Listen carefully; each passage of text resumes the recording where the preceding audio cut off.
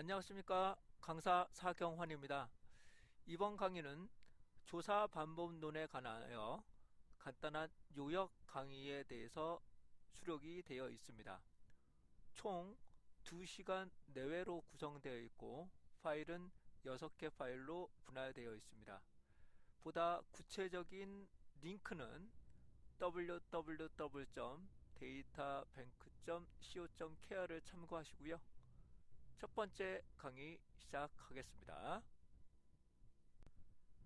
databank.co.kr을 접근하시게 되면 data-bank.co.kr을 들어가시게 되면 관련한 사경환 데이터 스퀘어라고 있으시고, 여기 아래쪽에 보시면 조사 반복론 통계 이론이라는 게시판이 따로 하나 있으십니다. 여기서 이제 조사 반복론 이론 파트 게시판을 열어보시면 2020 조사 반복론 요약 동영상 강의라고 게시판이 하나가 있으실 겁니다. 그러시면 해당하는 부분을 보시게 되면 요약할 수 있는 첫 번째부터 6번째 관련한 링크를 살펴보실 수 있겠습니다. 자, 이제부터 강의 시작합니다. 자, 조사 반복론 요약을 좀 해보도록 하겠습니다. 우선 좀 대략적으로 요거 정리하는 거는 한 30분에서 40분 정도 되실 것 같고요. 그 다음에 보다 구체적인 내용들은 PPT에 있는 거 자료를 가지고 좀 더 구체적으로 좀 설명 좀 올리도록 하겠습니다. 자, 우선적으로 우리는 큰 틀을 잡으면서 진행하시는 게 상당히 좋기 때문에 제가 마인드맵으로 제가 구성을 해놓은 게 있는데, 제가 별도로 이거는 드리기는 조금 잘 안 되더라고요. 이게 전달 자체가 잘 안 되는 부분이 있어서 이런 부분이 있었고, 이거다. 자, 이제 조사 반복론 큰 틀을 한번 좀 살펴봐 드리도록 하겠습니다. 우선 조사 반복론 종합 정리가 되실 것 같은데요. 우선은 과학적 조사가 무엇인가 우선 좀 보셔야 되고, 그 다음 타당도와 옆에 나와 있는 이제 신뢰도, 이 두 가지 우선적으로 가장 중요한 틀이 과학적 조사와 타당도와 신뢰도, 이 부분이 될 것 같고요. 그 다음에 연구의 절차 6단계가 매우 중요한 절차를 가지고 있습니다.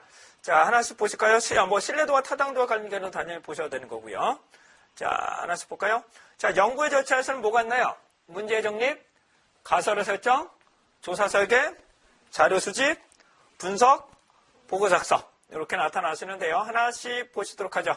자, 조사 반복론, 그러니까 조사 방법이 뭘까라부터 한번 보시게 되면, 우선 기존에 있는 나의 정보를 타인들에게 설득을 시키기 위해서라면, 일반적으로 나의 주장을 타인들에게 설득시키려면 우선은 우리는 가설 검정이라는 방법을 쓸 수가 있게 되죠. 가설 검정은 기존에 있는 정보를 모집되는 정보를 기무가설로 설정하고, 내가 주장하는 것을 내가 수집한 자료를 표본의 정보를 H1이라고 설정을 해서 해당 부분에 기무가설을 기각할 거냐 채택할 거냐에 따라서 기무가설을 기각하면 나의 의견을 설득하는 방법을 결정을 할 수가 있게 됩니다. 그래서 통념적으로 이미 알려진 것을 기무가설을 설정을 하고, 그 다음에 나의 주장을 독창성이나 창의성 있는 정보를 우리는 대립가설로 설정을 해서 과연 속할 수 있느냐, 포함되지 않느냐를 판단하는 방법으로 설득할 수가 있게 됩니다. 그러기 위해서라면 나의 정보를 타인들에게 설득을 하기 위해서라면 어떻게 될까요? 신뢰성도 있어야 되고, 타당성도 있어야 되고, 또 뭐가 있어야 될까? 객관성도 있어야 되고, 여러 가지 과학적인 개념을 수록을 좀 해주셔야 될 것 같고, 그 다음에 과거에 있는 정보를 잘 수집을 해야 됩니다. 그러려면 어떻게 한다고요? 탐색, 기술, 탐색된 기반을 가지고 어떻게 될까? 가설을 좀 구체화를 시키고, 계속 기본적인 가설 설정을 위해서라면 기초조사를 먼저 해야 되는 거죠. 아무것도 없는 상황에서 우선 조사를 하고 나서 가설을 1차적인 가설을 좀 더 구체화하고, 탐색적 조사를 통해서 한 번 더 순환을 좀 시킨 다음에 이제 본조사인 어떻게 된다? 우리는 기술적 조사를 먼저 실행을 하게 됩니다. 그래서 기술적 조사를 통해서 어떻게 된다? 해당 부분을 어떻게 한다? 인과관계를 밝힐 수 있느냐 없느냐를 나오면 우리는 인과관계를 잘 밝힐 수 있는 방법, 즉 설명적 조사까지를 진행을 할 수가 있게 되죠. 그러려면 우리는 독립변수를 잘 어떻게 조절할 거냐, 아예 투입할 거냐, 아니면 버릴 거냐, 아니면 외생변수를 투입할 거냐, 제3의 변수들, 얘네들을 다 하면서 얘가 독립변수와 종속변수의 관계를 명확하게 좀 더 구체화적으로 설명하는 것이 더 우리가 좀 더 창의성이나 독창성이 좀 설득할 수 있는 방향성이 좀 좋지 않을까 이런 것을 보실 수가 있게 되겠네요.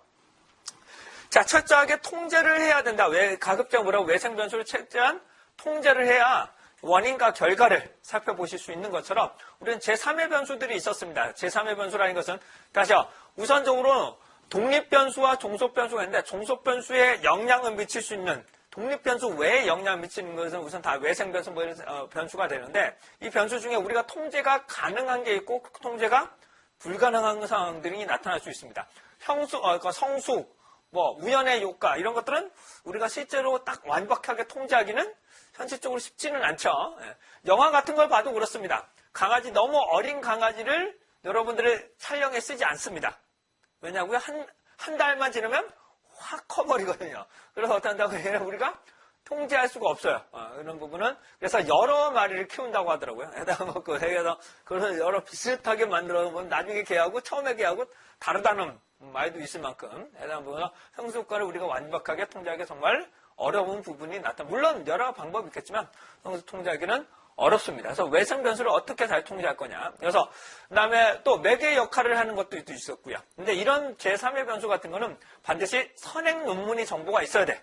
선행 자료를 가지고 이게 조절인지 아니면 매개 변수인지 선행 변수인지 허위 변수인지 이런 것들을 우선적으로 알고 있어야 되는 부분이고요. 두 번째로는 통계적인 부분을 투입과 제거를 통해서 우리는 보다 확실한 변수 명부를 살펴보실 수가 있게 되는 겁니다. 우선은 선행이 돼야 됩니다. 우선은 제3의 변수를 위해서 뭐라고요? 우선 이론적이나 이런 것으로 선행돼야지 내가 마음대로 얘를 선행 변수나 뭐 매개 변수로 결정하는 것은 아니다는 것을 말씀드리고 합니다.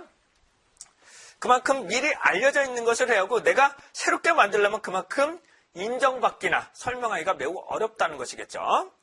자, 그렇다면 이 과학적 조사입니다. 과학적 조사를 보시게 되면 우선 과학적 조사의 전제 조건부터 보겠습니다. 다시요. 과학적 조사는 한번 숨기고 와야지. 이렇게. 다시 뭐라고요? 과학적 조사라는 것은 우선 전제 조건과 특징이라는 게 있었습니다. 전제 조건 한번 살펴볼까요? 전제 조건. 전제 조건은 우선 타당도와 신뢰도라는 것이 있었습니다. 타당도라는 것은 뭐라고요? 목적에 맞게끔 잘 측정할 수 있겠느냐. 타당도. 그 다음에 신뢰도라는 것은 반복적으로 측정했을 때 과연 동일한 결과가 나올 수 있느냐. 우선 타당도와 신뢰도가 모두 중요합니다만 뭐가 중요하다 우선은 타당도가 우선 중요합니다. 뭐라고요? 타당도가 우선 중요합니다. 그래서 우리가 타당도를 우리에게 자체적으로 구성하기가 매우 힘들기 때문에 이미 알려진 것을 쓰는 겁니다. 그래서 뭐라고 이미 알려진 통념적으로 알려진 걸 기반으로 우리가 쓰는 거죠. 그래서 뭐라고 우리는 기준 경험 타당도처럼 뭐라고요? 기준에 있는 것을 많이 적용을 하는 겁니다. 그 기준이 좀 잘못되어 있다 그러면 우리가 다시 한번 설정하고 그러기가 녹록치가 않다는 거죠. 녹록치가 않은 부분으로 보실 수가 있게 되겠습니다.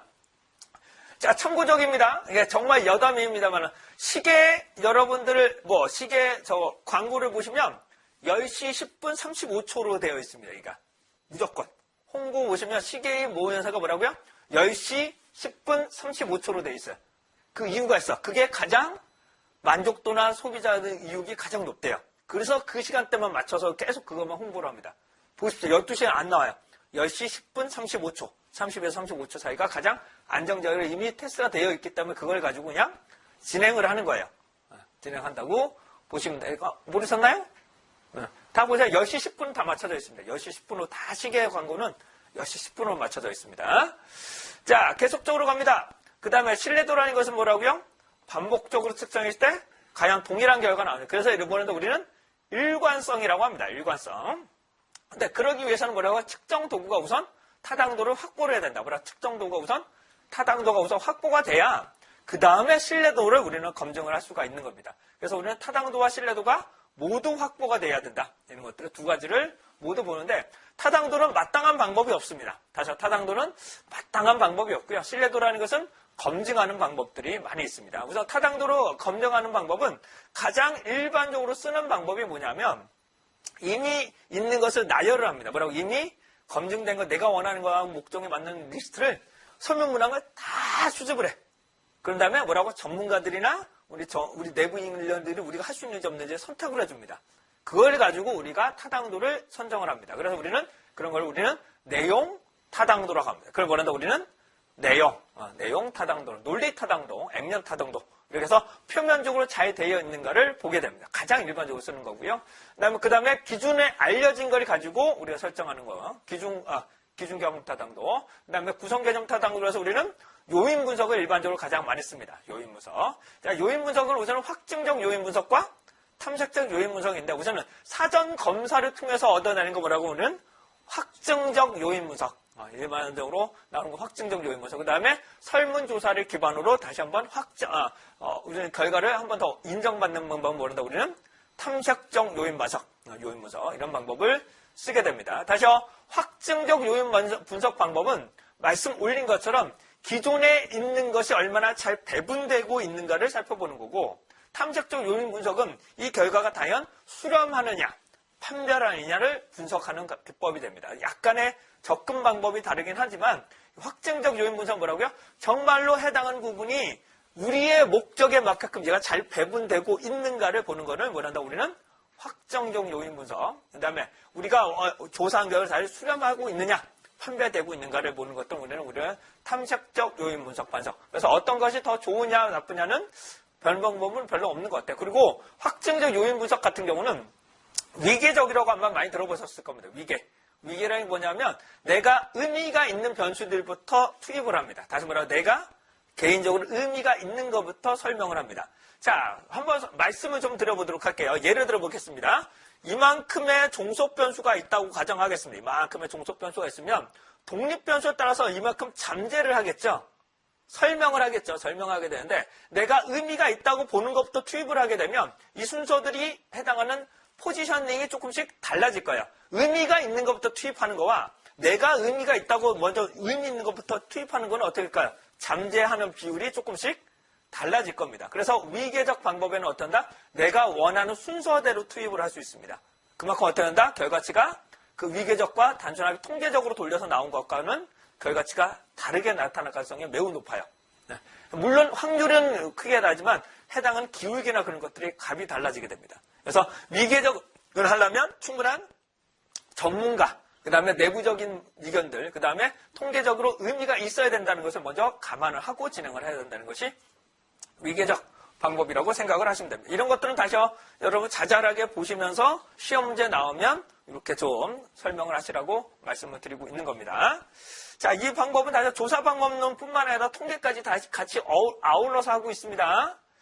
자, 타당도입니다. 타당도를 하기 위해서라면 해당 목적에 맞게끔 할 거냐. 그래서 설계상의 타당도와 측정해상의 타당도. 해당한 부분, 설계를 우선적으로 잘 할 거냐, 측정 먼저 할 거냐 하는데 이게 좀 애매해요. 통제라는 것이 타당도를 먼저 해야 되냐, 통계적으로 해야 되냐 하는 것을 제가 한번 더 검색을 해봐야 되겠으나 일반적으로는 설계를 잘해야 됩니다. 우선적으로. 다시 한번 뭐라고요? 통계도 중요하지만 뭐라고요?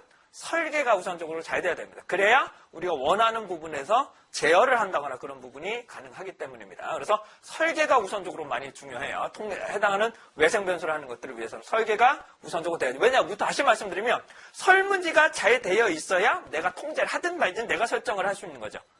설문지가 개판이면 아무리 내가 통제만 해놔도 의미가 없는 부분이니까 구성이 잘못되면. 그렇기 때문에 해당하는 구성이 우선적으로 잘 돼야 된다. 그래서 설계상의 타당도, 그 다음에 측정상의 타당도를 보게 됩니다. 자, 설계상의 타당도에는 뭐가 있었는지 한번 볼게요. 자, 설계상의 타당도는 뭐가 있었나요? 그래서 내적 타당도와 우리는 외적 타당도라고 구분될 수 있었습니다. 자, 천천히 보죠. 내적 타당도라는 것은 뭐였나요? 인과관계를 잘 추론할 수 있느냐. 다시 뭐라고요? 인과관계를 잘 추론할 수 있느냐. 외적 타당도는 잘 일반화, 대표성을 확보하고 있는. 근데 대표성이라는 말이 상당히 어려워요. 대표성이라는 말이 명확하게 좀 설명할 수가 어렵지만은 모집단을 있는 결과치를 우리가 잘 반영할 수 있겠느냐. 이것을 뭐냐면 우리는 대표성이라고 볼 수 있는데 모집단 자체가 너무 분산이 커버려. 그러면 해당하는 부분에 대해서도 우리가 설명하고자 하는 그 대표성 확보하기가 점점 더 어려울 수가 있게 되겠죠. 그래서 모집단 자체도 분산을 좀 해당한 부분을 좀 좁혀나가는 것이 더 좋을 수가 있습니다. 그러려면 어떻게 한다? 선행자료가 또 있어야 돼. 뭐라고? 결론은 뭐라고요? 선행자료가 어느 정도 있고 분산을 좀 막아놔야 그 집단에 대해서 대표성 있는 정보들을 추출할 수가 있게 되겠죠. 근데 분산이 너무 크다. 그럼 어떻게 한다? 층을 나눠서 뭐라고요?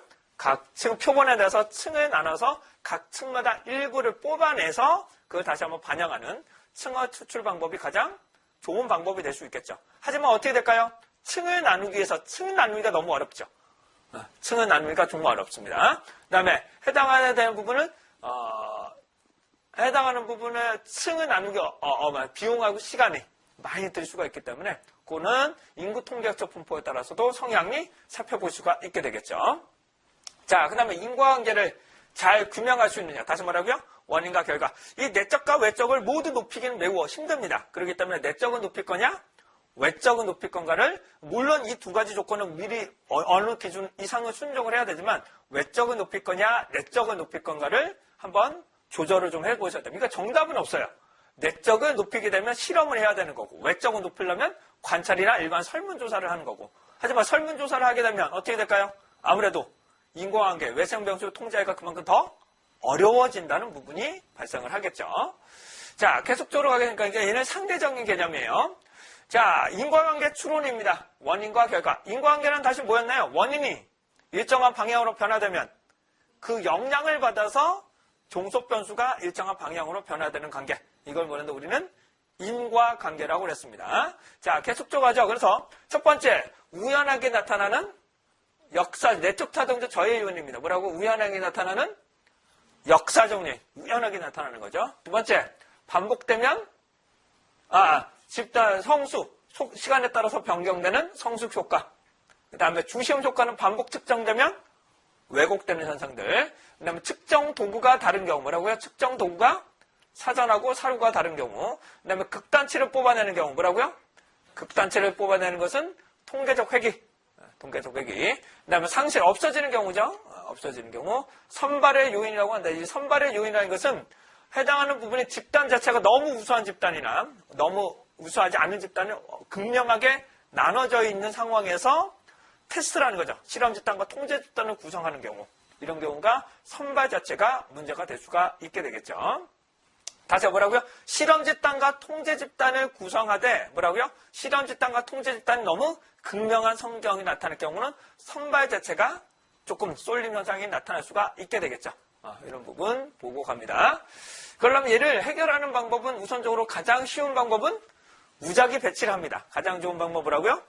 무작위 배치를 합니다. 무작위. 근데 무작위라는 것은 다시 한번 말씀드리지만 무작위보다 중요한 거는 우선 표본, 그러니까 모집단 자체가 좋아요. 표본 틀이 좋아야 됩니다. 추출하고자 하는 대상이 좋아야지 해당 부분 자체가 좋지 않으면 아무리 무작위를 뽑는다고 해서 좋은 정보를 얻어내기가 좀 어렵겠죠. 이해되셨죠? 자, 그러면 이제 짝짓기라는 방법을 쓰게 됩니다. 짝짓기. 자, 무작위 한번 볼까요? 무작위 한번 딱 보시게 되면 우연을 최소화시키기 위한다. 무작위의 가장 큰 목적은 뭐라고요? 우연을 최소화시키고 편견에 들어가지 않도록 만들어내는 것을 우리는 무작위라고 보시면 되실 것 같고요. 그다음 짝짓기입니다. 짝짓기. 여기서 짝짓기라는 것은 뭐였습니까? 유사한 쌍을 자기적으로 구성해서 유사한 쌍을 뭐라고요? 자기적으로 구성해서 실험 집단과 통제 집단을 무작위로 배분을 하는 겁니다. 자, 선정 자체는 자기적으로 선정을 하죠. 그룹핑 자체는 자기적으로 선정하지만 배분, 나중에 실험 집단과 통제 배분은 무작위로 선정하는 방법. 이걸 뭐란다 우리는 짝짓기. 그래서 해당한 부분 매칭이라고 보시면 됩니다. 자, 계속적으로 합니다. 해결한 방법은 이렇게 되셨고요. 다음 외적 타당도 저의 요인 외적 타당도로부터 한번 보겠습니다. 자, 외적 타당도 한번 보시죠. 일반화 가능성, 그 다음에 해결 방법 한번 좀 살펴보도록 하겠습니다. 계속적으로 할게요.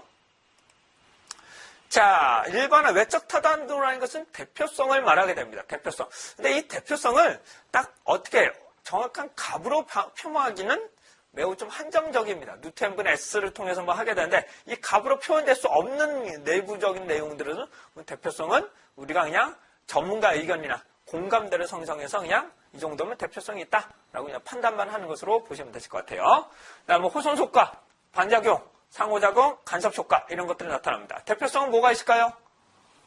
대표성은요. 다시 한번요. 표본이 대표할 수 있냐? 다시 한번요. 뭐라고요? 표본이 대표할 수 있냐? 실험 결과가 대표할 수 있느냐? 그다음에 실험 집단과 통제 집단이 대표할 수 있냐? 그다음에 생태적으로 대표할 수 있냐? 환경적으로 대표할 수 있냐? 그다음에 실험 이렇게 이런 것들을 대표성이라고 살펴보시면 되실 것 같습니다. 자, 계속적으로 갑니다. 호선 효과입니다. 호선 효과는 뭐라고요?